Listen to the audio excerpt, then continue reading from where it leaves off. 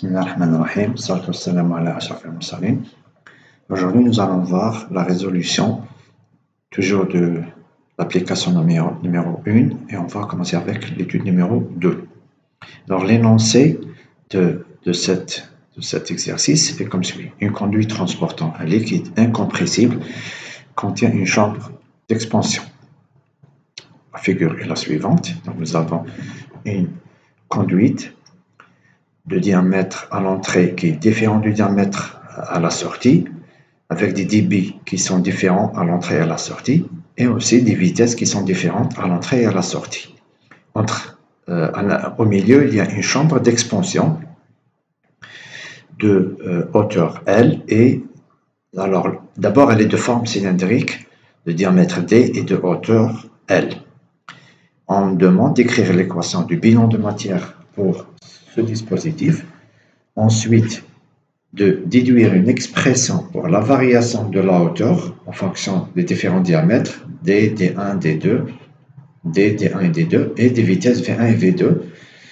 Alors 1.1 et 1.2 désignent les débits massiques à l'entrée et la sortie, et on demande aussi de trouver la valeur de L après 0,2 secondes. Les données sont comme suit. Nous avons D qui est égal à 4 fois D1, en même temps égal à 1,5 fois D2, V1 égal à 58 mètres par seconde, V2 15 mètres par seconde.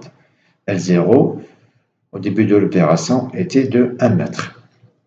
Alors nous allons commencer d'abord par comprendre plutôt ce qui se passe au niveau de ce dispositif. Alors ce dispositif est généralement utilisé en amont de certains équipements comme les pompes pour assurer toujours un certain débit.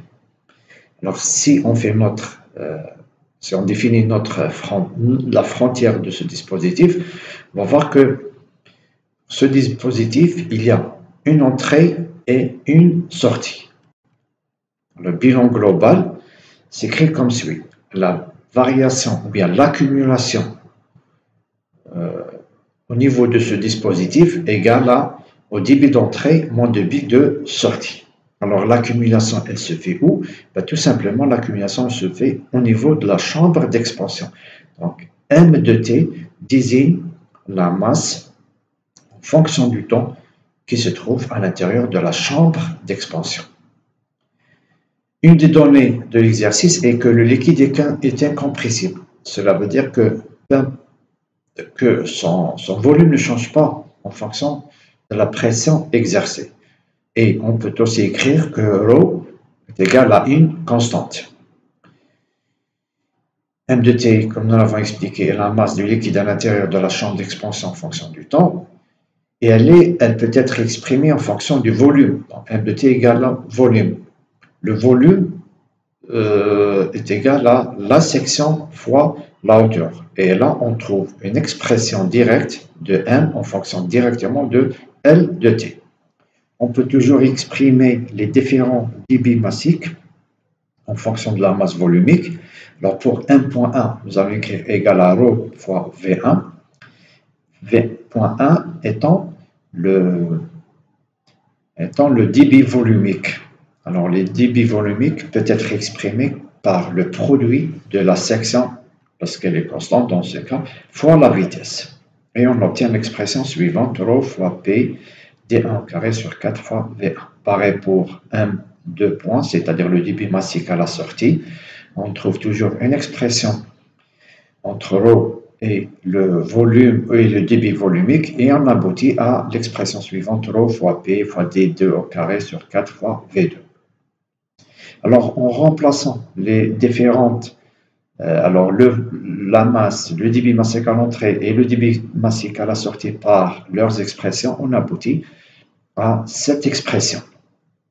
ρ étant constante, nous pouvons la faire sortir de termes de dérivation et on obtient à la fin une expression qui ne dépend que, plutôt une expression de L de T, de la variation de L de T, qui ne dépend que de D1, de D2, de T, V1 et V2. Alors, prenons les différentes données de l'exercice, les différentes relation qui existe entre D1 et D2 et les valeurs de V1 et de V2, on obtient la formule suivante, ou bien l'expression suivante, c'est-à-dire que dl sur dt égale à moins 3,04167. Bien, cela signifie que le niveau, ou bien la variation du niveau du liquide dans la chambre d'expansion est en négatif. Cela veut dire que le niveau va diminuer. Alors ça, c'est une équation différentielle. Alors, juste pour rappeler que cet exercice, nous avons pris cet exercice, ou bien cette application, juste pour montrer qu'un modèle mathématique peut prendre différentes formes. Pour le premier cas que nous avons étudié, nous avons trouvé un ensemble d'équations algébriques. Dans ce deuxième cas, nous sommes en présence d'une équation différentielle ordinaire qui peut être résolue facilement analytiquement. Donc, on obtient directement L de t égale à moins 3,04 fois t plus L0, L0 étant égal à 1. On trouve l'expression suivante, c'est l'expression d'une droite avec un point à t égale à 0 égale à 1, point initial.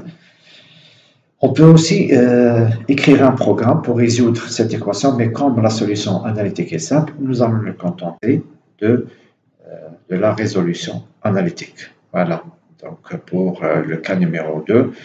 Et dans la prochaine vidéo, nous allons aborder le cas numéro 3. Merci pour votre attention.